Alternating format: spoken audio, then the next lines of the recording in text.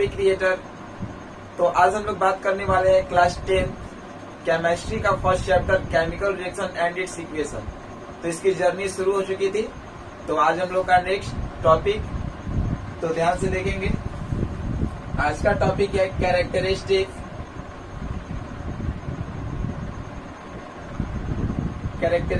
Of chemical reaction.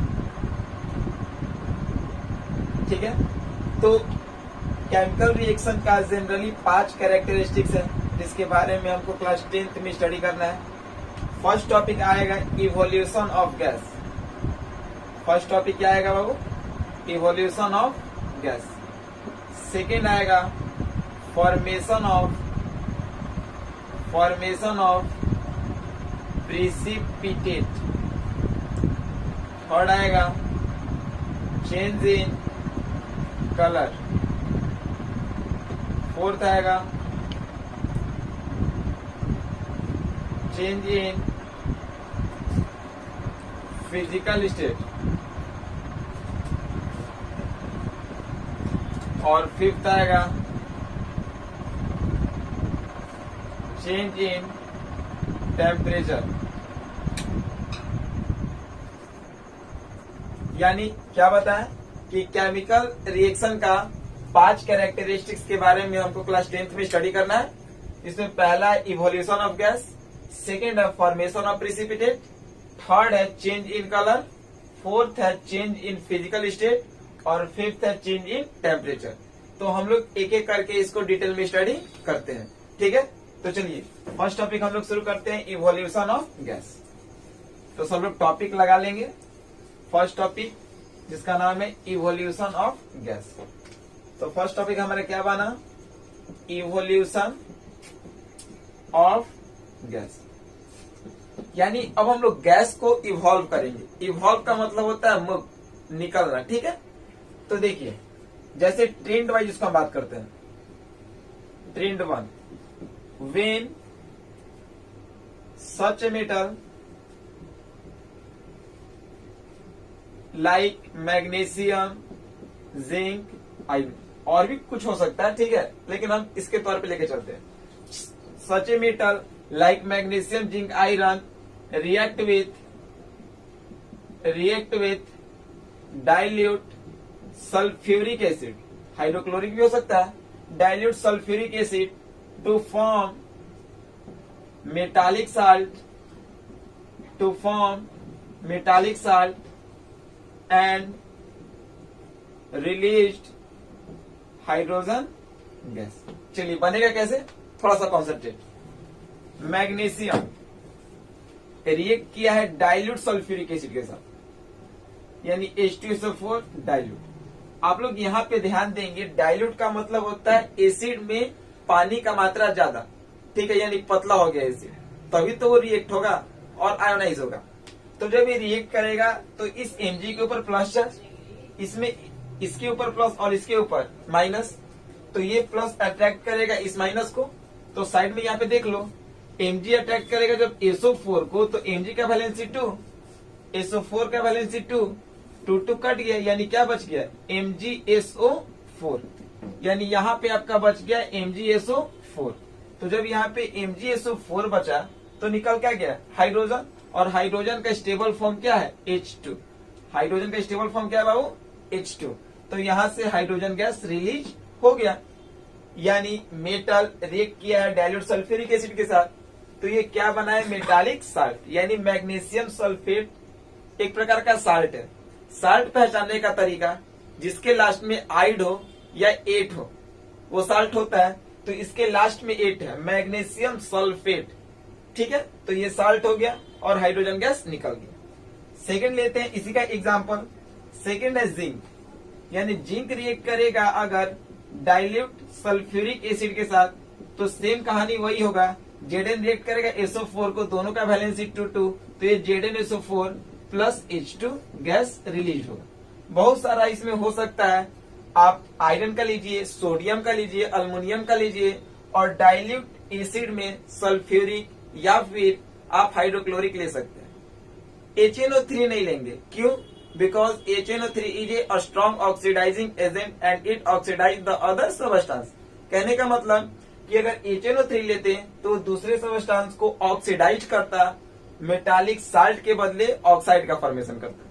ठीक है, तो H2SO4 या फिर HC ले सकते थे। एक और एग्जांपल के तौर पे देख लेते हैं Fe। Fe react with H2SO4 dilute, same condition, दोनों का वैलेंसी Fe का 2 और SO4 का 2, तो ये बन जाएगा FeSO4। आयरन दो फॉर्म में पाया जाता है, 2 और 3, तो ये FeSO4 प्लस H2। तो ट्रेंड 1 क्या बना कि जब कोई भी मेटल रिएक्ट करता है डाइल्यूट सल्फ्यूरिक एसिड या डाइल्यूट हाइड्रोक्लोरिक एसिड के साथ, तो मेटल का साल्ट प्लस हाइड्रोजन गैस का फॉर्मेशन करता है। हमारा टॉपिक ही था इवोल्यूशन ऑफ गैस, और यहाँ पे गैस आपका इवॉल्व हुआ। ठीक है, चलिए अब लेते हैं हम लोग ट्रेंड 2। इसी का हम लोग बात करेंगे, यानी इतना तो क्लियर है कि आपको केमिकल। तो अब हम लोग ट्रेंड 2 के बारे में बात करेंगे, यानी इसी का सेकेंड टाइप एग्जाम्पल लेते हैं। ठीक है, तो when metal carbonate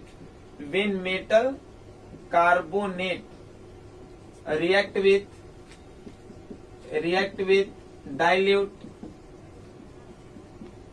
sulphuric acid to form metallic salt, water and CO2 gas is released. चलिए आइए सीखिए मेटल कार्बोनेट। तो सबसे पहले मेटल कार्बोनेट बनाना सीखिए। कोई भी मेटल लीजिए, सोडियम लिए, कार्बोनेट CO3 होता है, वैलेंसी सोडियम का 1, कार्बोनेट का 2, क्रॉस मल्टीप्लाई, बन गया Na2CO3 सोडियम कार्बोनेट। मैग्नीशियम लिए कोई भी मेटल, कार्बोनेट CO3, इसका वैलेंसी 2, इसका भी 2, सेम वैलेंसी कट गया, बन गया MgCO3। ठीक है, तो ये आपका क्या बना बाबू? मेटल का कार्बोनेट। तो कोई भी लेना है तो मेटल कार्बोनेट लेना है, तो हम लिए Na2CO3 सोडियम कार्बोनेट, रिएक्ट किए हैं सल्फ्यूरिक एसिड डाइल्यूट के साथ। तो देन प्रोसीड रिएक्शन, जैसे ही रिएक्शन प्रोसीड करेगा तो देन सोडियम के ऊपर प्लस, कार्बोनेट के ऊपर माइनस, हाइड्रोजन के ऊपर प्लस, सल्फेट के ऊपर माइनस। तो ये सोडियम रिएक्ट करेगा इस सल्फेट को, क्योंकि ये इसके साथ बहुत दिन तक रह चुका ना, तो अब अपना फ्रेंड को क्या करेगा? एक्सचेंज करेगा, आयन एक्सचेंज करेगा। तो सोडियम करेगा सल्फेट के साथ। तो यहाँ पे चेक कर लीजिए पहले ना, सोडियम सल्फेट, सोडियम का वैलेंसी 1, सल्फेट का 2, तो ये बन गया Na2SO4। तो यहाँ पे आपका हो गया Na2SO4, और ये हो गया H और CO3, क्योंकि ये एचिंग है, नंबर से हम लोग नहीं लेते हैं। तो H का वैलेंसी 1, CO3 का 2, तो ये बन गया H2CO3। तो जब आपके पास H2CO3 हुआ, तो इसको हम लोग H2CO3 को तोड़ के ऐसे भी लिख सकते हैं क्या? H2O प्लस CO2, दोनों न्यूट्रल कंपाउंड है। तो हमको यहाँ पे इवोल्यूशन ऑफ गैस करना था, तो गैस जब मिल गया तो इसको इवॉल्व कर देंगे। क्लियर है? आइए एक एग्जांपल और लेते हैं। अगर हम लेते हैं मैग्नीशियम कार्बोनेट MgCO3, Mg का भी 2, CO3 का भी 2, इसको रिएक्ट करते हैं H2SO4 डाइल्यूट के साथ, तो ये Mg अटैक करेगा SO4 को, तो दोनों का वैलेंसी 2, 2, तो ये हो जाएगा MgSO4, और H करेगा CO3 को, तो H2CO3। ठीक है, यानी ये हो गया MgSO4 प्लस, इसको न्यूट्रल तोड़ दीजिए, H2O प्लस CO2। तो ये भी एक ट्रेंड है। तो इसके थ्रू क्या निकल रहा है? इवोल्यूशन ऑफ गैस, यानी कार्बन डाइऑक्साइड गैस का। तो अभी हम लोग हाइड्रोजन गैस का फॉर्मेशन देखें, कार्बन डाइऑक्साइड गैस का फॉर्मेशन देखें। एक ट्रेंड और लेते हैं, यानी एक एग्जांपल हम लोग और लेते हैं, तो फिर ये टॉपिक हमारा खत्म होगा। ठीक है, अगला एग्जांपल इंपॉर्टेंट है, देखेंगे।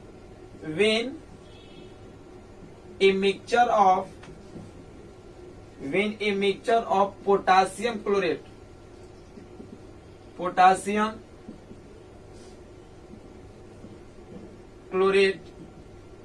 is heated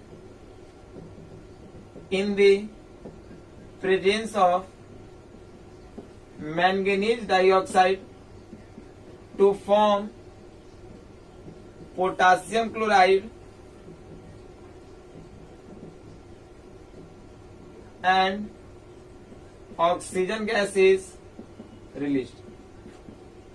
ये इंपॉर्टेंट मैंने इसलिए इसको बोल रखा क्योंकि यही वो रिएक्शन है जिसके सहायता से हम लोग लैब में ऑक्सीजन गैस का प्रिपरेशन करते हैं। तो आपके पास है पोटासियम क्लोरेट KClO3, पोटासियम का के क्लोरेट का ClO3, दोनों का वैलेंसी 1, तो ये बन गया पोटासियम क्लोरेट। इसको हम लोग हीट करेंगे, कैटलिस्ट में MnO2 है जो इसके रेट के रिएक्शन को चेंज करेगा और इसको जल्दी प्रोसीड करेगा, ठीक है। तो जब ये होगा तो इसको तोड़ेगा, तो जैसे ही टूटता है तो एक इंपॉर्टेंट बात बताते हैं कि जहां पे O3 रहता है तो वो स्टेबल O2 बनाता है, ठीक है। अब ये टूट गया और ये क्या बच गया KCl, तो न्यूट्रल कंपाउंड KCl बनेगा, लेकिन ये बैलेंस नहीं है, तो इसको बैलेंस कीजिए। तो रिलेशन याद रखिएगा 23-32, जहां पे 3 है वहां पे 2 लगाते हैं और जहां पे 2 यहाँ पे 3। बहुत सिंपल ट्रिक है। तो यहाँ पे 3 है तो यहाँ पे 2 लगा दिए, ठीक है। तो K भी 2 Cl भी 2, तो यहाँ पे 2 लगा देंगे, K भी 2 Cl भी 2। ऑक्सीजन 3 2 जा 6, यहाँ पे 2 है तो 3। Equation will be completely balanced, ठीक है। तो यहाँ पे ऑक्सीजन गैस निकला। आपको हम क्या बताएं कि ये ऑक्सीजन गैस जो है इतना इंपॉर्टेंट ये रिएक्शन है कि इसकी सहायता से, इस रिएक्शन की सहायता से हम लोग ऑक्सीजन गैस का प्रिपरेशन करते हैं, कहाँ पे, लेबोरेटरी में, ठीक है। तो अब हम लोग नेक्स्ट लेक्चर वीडियो में बात करेंगे नेक्स्ट टॉपिक, ठीक है। तो फिर आज के लिए इतना ही, मिलते हैं अगले लेक्चर वीडियो के साथ। Number 1